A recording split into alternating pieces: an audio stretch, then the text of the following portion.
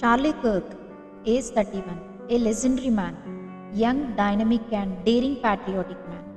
ఏ విధంగా ఎస్తేరు తన జనాంగాన్ని రక్షించాలని రిస్క్ చేసిందో, ఏ విధంగా ఉపవాసం ఉండి దేవుని సన్నిధిలో కనిపెట్టిందో, అదేవిధంగా చార్లీ కర్క్ అనేక మిలియన్ల అమెరికన్ యూత్ని ఇన్స్పైర్ చేసిన వ్యక్తి. వాళ్లల్లో పొలిటికల్, కల్చరల్, స్పిరిచువల్ రివైవల్ కోసం ఎంతగానో పోరాడి ఆ పోరాటంలోనే తన ప్రాణాలు కోల్పోయాడు. President Donald Trump Charlie Kirk మరణాన్ని అమెరికాలోనే డార్క్ మూమెంట్గా పరిగణించారు. చార్లీ అన్నింటికంటే ముఖ్యంగా యేసుప్రభు మీద తనకున్న ఫెయిత్ను బట్టి తను గుర్తింపబడాలని ఆశపడేవాడు. యేసుప్రభు పునరుద్ధానాన్ని బలంగా చాటిన వ్యక్తి. దేవుడు తనకిచ్చిన 7 డేస్లో ఒకరోజు సబ్బాత్ దినంగా దేవుని కొరకు జీవించాలని నిర్ణయించుకున్నాడు. సబ్బాత్ గురించి చార్లీ ఏమన్నారో ఒక్కసారి చూడండి. Because Shabbat means stop or ceasing. So I'm not here to sell you a book. It's not even for sale yet. It's just something to think about. And it's honestly how the Sabbath saved my life and helped preserve my family and helped preserve my career. I grew up in a church environment that at the very best would de-emphasize the Shabbat. At the very worst say that the Sabbath doesn't really matter. The Sabbath is in your heart. You don't need to observe it. Yeah. If you believe God is in charge, and if you believe Genesis 1:1, because the Shabbat is a question of whether or not you believe Genesis 1:1, and if you believe Genesis 1:1, then you honor the Sabbath. If you have questions about Genesis 1:1, in the beginning God created the heavens and the earth, which is Bereshith, right? It's the first truth claim of the scriptures. Then on the 7th day you rest because God created the heavens and the earth. It is the longest standing celebration of time of the creation of the heavens and the earth. And so that realization changed my life. I could talk about this from many different dimensions, what it's meant for me personally, what it means on the macro. I will challenge the Christian church because I believe this is the most ignored commandment of the Decalogue to our own detriment. And I will go a step further and then I'll stop talking because I know we have a whole program. No, it's fine. Which is that I believe that honoring the Sabbath is the commandment that allows you to honor the other 9 commandments, and that the enemy has gone after the honoring the Sabbath because then it is easier to weaken the other 9. And I'll prove it to you.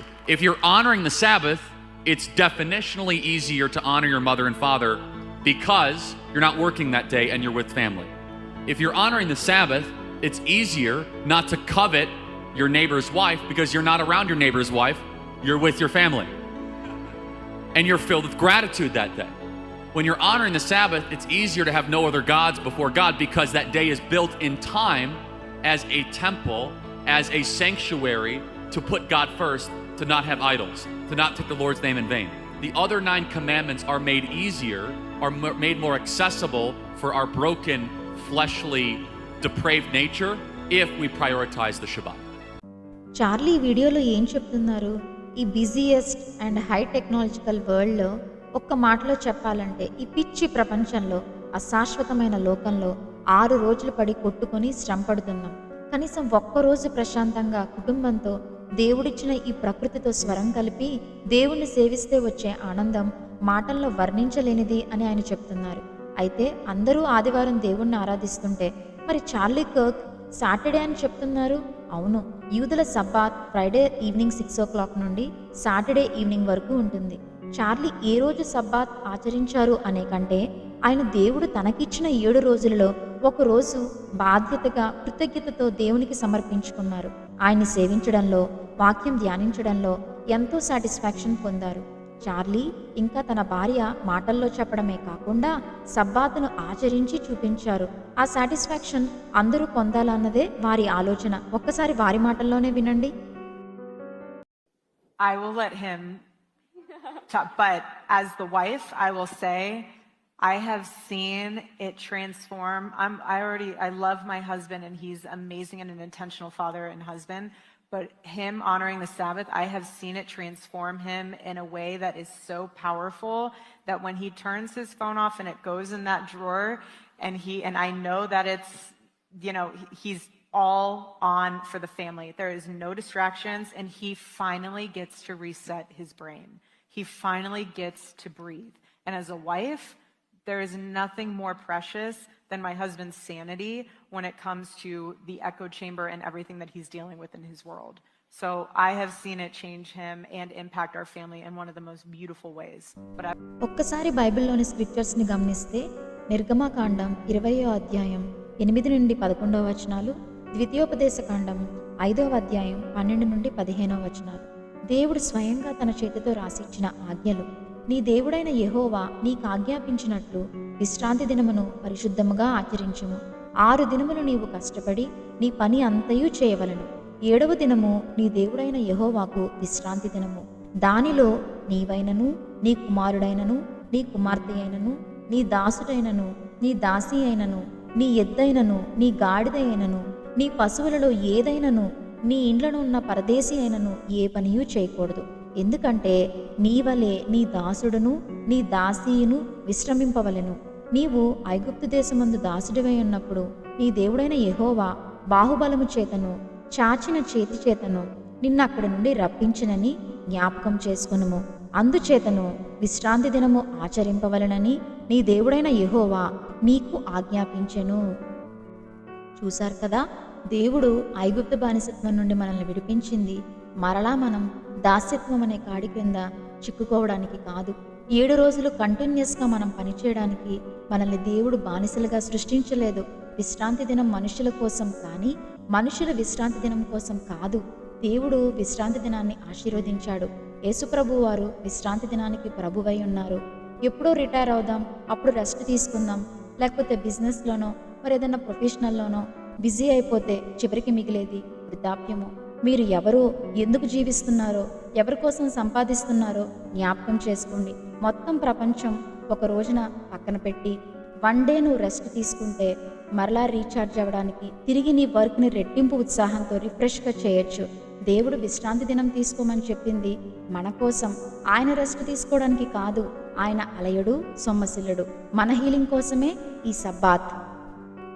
దేవుడు నిర్గమకాండం 31వ అధ్యాయం 13వ వచనంలో Sabbath ఇశ్రాయేలీలకు మరియు దేవునికి గుర్తుగా ఉంటుందని చెప్పారు.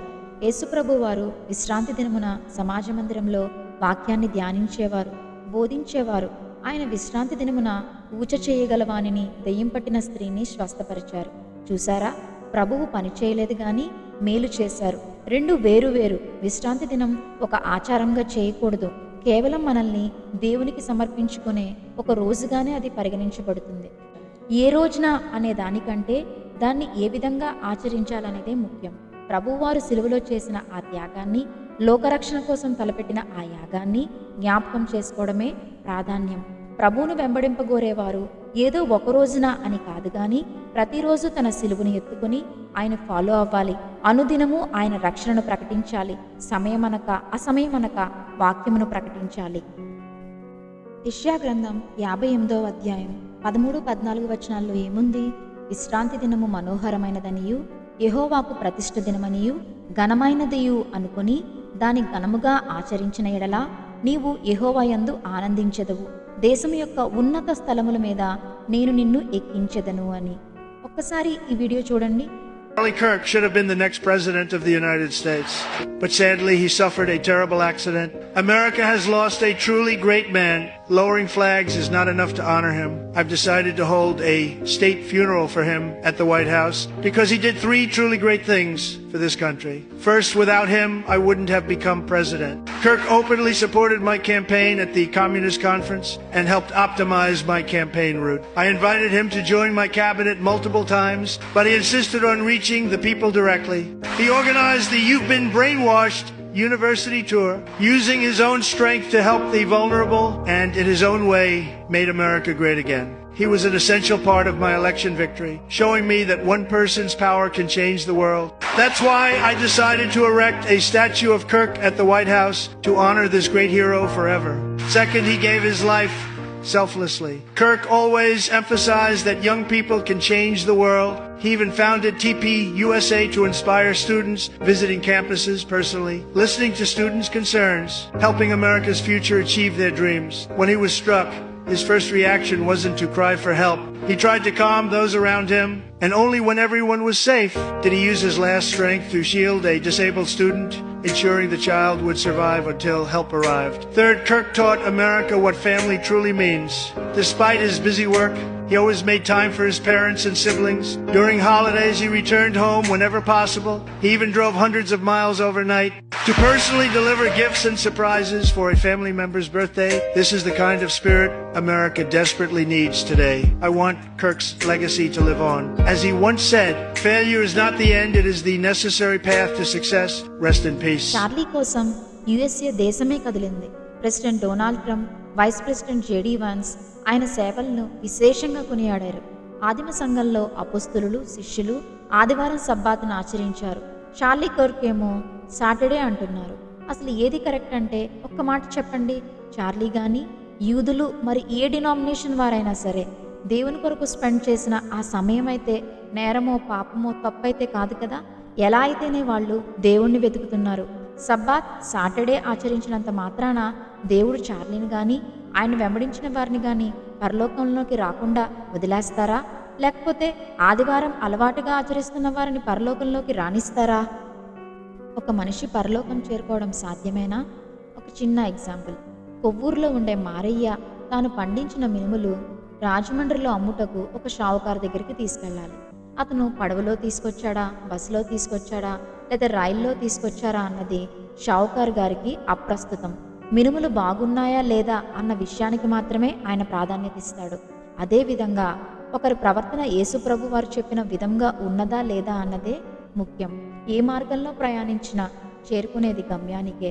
అవును, యేసే మన గమ్యస్థానం. సాటి మనిషిని ప్రేమించడం అనే ఆజ్ఞను పాటిస్తూ ఆత్మతోనూ సత్యముతోనూ ఆయనను ఆరాధించాలి. ఆయనలాగా అందరినీ సమానంగా ప్రేమించాలి. విశ్వాసం, క్రియలు, ప్రేమ వీటన్నింటికంటే మించినది, అర్థం కానిది ఆయన కృప. ఆయన కృప మనకు చాలు. ఆయన కృప మనల్ని పరలోకం చేరడానికి ఖచ్చితంగా సాధ్యపడేలా చేస్తుంది. Thank you. God bless you.